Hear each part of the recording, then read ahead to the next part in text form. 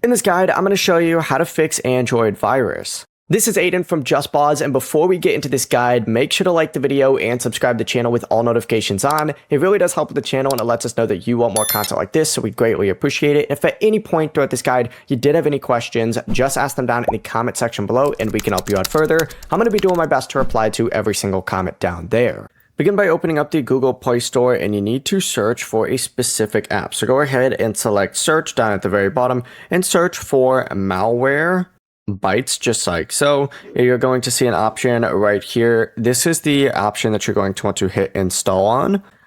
Also, real quick, I did just launch my ultimate Roblox game dev template, so if you ever wanted to make your own Roblox game, or maybe you wanted to make your own Roblox game even better, but weren't really sure where to start, just check out the Etsy links or the Gumroad links down in the description, and this is going to give you a full setup to build from, so you don't have to start from scratch. It is absolutely perfect, and it helps out the channel, so we'd greatly appreciate it. By them, I would love to be, but they are a great app. So this is the one I always recommend, and there's free options, which is perfect because the free option is really all you need.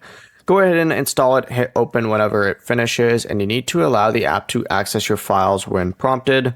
It's going to ask you to sign in, so sign in with Google or create an account with just an email. It'll check your email for any known leaks, and then you'll eventually be prompted with a scan now option. Tap scan now, wait for it to finish, and if Malwarebytes finds any threats, just follow the on-screen instructions to quarantine or remove them.